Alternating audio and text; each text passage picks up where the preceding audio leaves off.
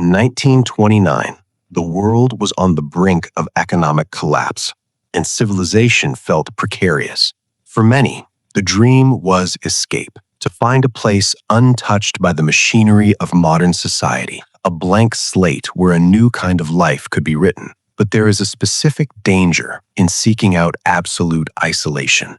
When you remove the laws of man, you are left only with the laws of nature. And nature is not kind. It is indifferent. It is violent. And on a small pile of volcanic rock in the Pacific Ocean, it became a theater for a psychological breakdown that ended in unsolved murder. This is the story of Floreana Island. It sits in the Galapagos archipelago, a place Darwin described as a kind of hell, covered in jagged lava fields, cactus forests, and sweltering heat. In the 1930s, it was uninhabited. There were no police, no government officials, no electricity, and no running water. It was a place you went to disappear. But 3 separate groups of European settlers arrived there, each with a different utopia in mind. They thought they were escaping the problems of the world. Instead, they brought the worst parts of humanity with them, trapping themselves in a pressure cooker of jealousy, paranoia, and hatred that had nowhere to go. The first to arrive were Dr. Friedrich Ritter and his lover, Dor Strauch. They were from Berlin. Ritter was a physician and a philosopher, a man who believed that true intellectual freedom required total separation from society. He was a devotee of Nietzsche. He believed in the concept of the Superman, and in his mind, he was that Superman. He left his wife in Germany. Dor left her husband. Together, they traveled to the other side of the world to build a home out of lava rocks. But the reality of Floreana was immediate and brutal. This was not a tropical paradise with white sands and coconut palms. It was an arid, hostile environment. The work was backbreaking. To prepare for a life without dentists, Dr. Ritter had all of his teeth extracted before leaving Germany. He fashioned a set of heavy stainless steel dentures that he and Dor would sometimes share. That detail alone gives you a sense of the grim practicality of their existence. They were constantly covered in dirt, fighting off feral pigs and cattle, and living in a state of perpetual exhaustion. Ritter was a hard man. He treated Dor less like a partner and more like a servant. He was verbally abusive, cold, and obsessed with his own superior intellect. Dor, in her writings, described a life of immense physical suffering and emotional isolation. Yet they managed to survive. They built a garden. They created a fragile, miserable stability. They thought they had achieved their goal of solitude. They were wrong. The press back in Europe got wind of the Adam and Eve of the Galapagos. Their letters home were leaked. Newspapers began publishing stories about the eccentric doctor living in the raw wild. This publicity was the beginning of the end. It attracted others. In 1932, the silence of Floreana was broken by the arrival of the Whitmer family, Heinz, Margaret, and Heinz's teenage son, Harry. They were not philosophers. They were practical, working-class Germans from Cologne. They came because Harry had health issues, and they believed the climate would save him. They didn't want to debate Nietzsche. They wanted to build a farm. Dr. Ritter was furious. He viewed the island as his kingdom. He refused to help them. He watched from his compound as the Whitmers struggled to find water, settling in old pirate caves near a spring to survive the first brutal months. The tension was immediate. You had the intellectual elitist looking down on the pragmatic family. They avoided each other, maintaining a frosty, hostile distance. The island was small, but big enough for 2 groups to ignore one another. Then came the third group, and this is when the psychological experiment shattered. In late 1932, a woman calling herself the Baroness Eloise von Wagner-Basquet arrived on the shores of Floreana. She did not come quietly. She arrived with a literal entourage. She brought 2 lovers with her, Robert Philipson and Rudolf Lorenz. She also brought a plan. She announced that she was going to build a luxury hotel on Floreana called Hacienda Paradiso. The Baroness was a figure of pure chaos. She was flamboyant, aggressive, and undeniably charismatic. She wore a pistol on her hip and carried a whip. She claimed to be Austrian nobility, though her background was murky. She treated her 2 lovers like subjects. Philipson was the favorite, strong, arrogant, and violent. Lorenz was the cast-off, smaller, weaker, and constantly humiliated by the other two. The Baroness did not care about the delicate truce between Ritter and the Whitmers. She declared herself the Empress of Floreana. She intercepted mail from passing ships. She spread rumors. She stole supplies. She and Philipson would use their guns to shoot animals near the other settlers' homes just to intimidate them. She bathed in the only reliable spring during droughts, while the others rationed drinking water. The dynamic on the island shifted from passive aggression to active warfare. The Whitmers and Dr. Ritter, who previously despised each other, found a common enemy. They were terrified of the Baroness. She was unpredictable. She seemed to thrive on conflict. The atmosphere on the island in 1933 was suffocating. You have to imagine the setting. The heat is relentless. The isolation is absolute. There is no one to call for help. And just a few miles away, there is a woman with a gun who seems to be losing her grip on reality, backed by a violent lover. The internal dynamic at the Hacienda Paradiso was even darker. The Baroness and Philipson turned their aggression toward the third member of their trio, Rudolph Lawrence. Lawrence was suffering. He was developing tuberculosis. He was beaten regularly by Philipson. The Whitmers and the Ritters would hear screams coming from the Baroness's camp.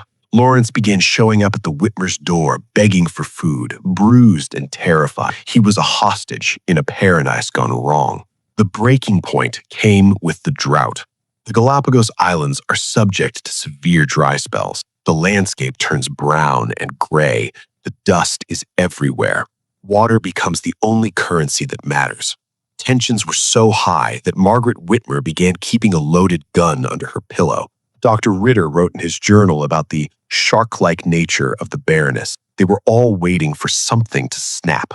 And then, in March of 1934, the silence returned, but it was the wrong kind of silence. According to the account given by Margaret Whitmer, the Baroness knocked on their door on March 27th. She looked calm. She told Margaret that some friends had arrived on a yacht in the bay. She said that she and Philipson were leaving for Tahiti immediately. She said they were leaving everything behind, the furniture, the books, the clothes, for Lawrence. She asked the Whitmers to look after Lawrence until he could find a ship back to Germany. And then, the Baroness and Robert Philipson walked away toward the beach.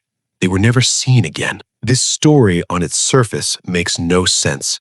No other ship had been seen in the bay. Dr. Ritter, who lived on a vantage point with a clear view of the ocean, saw no yacht. There is no record of a ship calling on Floreana on that date. Furthermore, the Baroness was a woman obsessed with her possessions. She had brought tons of luggage to the island. The idea that she would leave for Tahiti with nothing but the clothes on her back, abandoning her project and her belongings to a man she despised, defies logic. Dor Strausch, Ritter's partner, didn't believe it for a second. She later claimed that the Whitmers and Lawrence had conspired to murder the Baroness and Philipson. She believed they had finally had enough. She believed the bodies were burned or buried deep in the lava tubes where no one would ever find them. But there was no investigation. There were no police to call.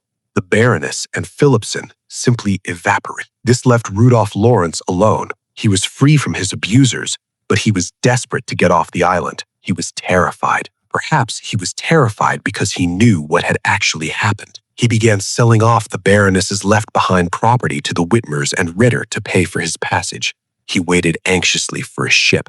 Months later, a Norwegian fisherman named Nugarid arrived on a small boat called the Dinamita. Lorenz begged him for a ride to the island of San Cristobal, where he could catch a steamer back to Europe. Nugarid agreed. They set sail in July. They never arrived at San Cristobal. The Dinamita disappeared. For months, the fate of Lorenz and the fisherman was a mystery. Then, an American tuna clipper passing by the uninhabited island of Marchena, far to the north of their intended course, spotted something on the beach. They found a skiff, dried out and bleached by the sun. And further up the beach, they found the bodies. It wasn't a drowning. It was something worse. They had made it to shore, but Marchena has no water. It is a desert rock. Rudolph Lorenz and the fisherman had died of thirst. Their bodies were mummified by the heat and the salt air. Lorenz was found lying in the sand, waiting for a rescue that never came. Back on Floreana, the death toll wasn't finished. Dr. Ritter, the man who believed he could conquer nature through will and intellect, met a pedestrian and gruesome end. In late 1934, shortly after the others had vanished or died, there was a drought that destroyed his garden. The chickens were starving. Then, suddenly, the rains returned. The chickens gorged themselves on the new vegetation. Dr. Ritter and Dorr ate the meat of the chickens. Dorr became ill, but recovered. Dr. Ritter did not. He suffered paralysis. His tongue stopped working. He couldn't swallow. It is believed he died of botulism, a poisoning from poorly preserved food, or perhaps from the chickens eating toxic plants. But the scene of his death, as described by Dorr, adds a final layer of darkness. She wrote that as he lay dying, unable to speak, he glared at her with pure hatred. He took a slate and wrote his final words, "I curse you with my dying breath." Dorr Strauch returned to Germany, broken physically and mentally. She wrote a book about her experience, trying to explain the madness, but she was largely dismissed. She died a few years later. That left the Whitmers, the practical, quiet family. They were the only ones who stayed. They were the survivors. They eventually built a successful hotel on the island. Margaret Whitmer lived on Floreana until she died in the year 2000. She welcomed tourists. She told stories, but she stuck to her version of events until the very end. The Baroness went to Tahiti, but consider the facts. The Baroness and Philipson vanish without a trace, allegedly boarding a ship no one else saw. Rudolf Lorenz, the man with the most motive to kill them, inherits their goods and immediately tries to flee, only to die a horrific death on a barren beach. Dr. Ritter dies screaming silent curses at his partner, and the Whitmers, the unassuming neighbors, inherit the island. Modern researchers and forensic experts have looked at the case. The consensus is almost unanimous. There was no yacht. The Tahiti story was a fabrication, a cover-up for a double murder. Whether it was Lorenz who pulled the trigger, or Heinz Whitmer protecting his family, or a conspiracy involving all of them, we will never know.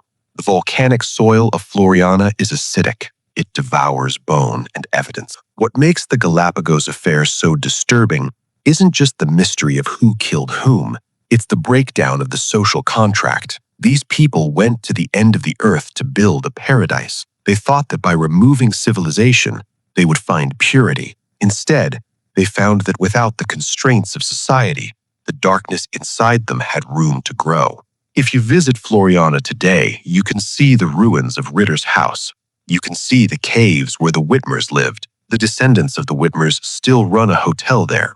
It is a beautiful, quiet place now, but when the wind blows through the Scelsia trees and the heat rises off the black lava rocks, it is easy to feel the unease that hangs over the island. It is the feeling of a secret kept too well. It is the realization that in the 1930s, on a lonely rock in the Pacific, a group of people decided that murder was a necessary tool for survival, and they got away with it. The law never came to Floreana, and the truth, like the Baroness, simply disappeared.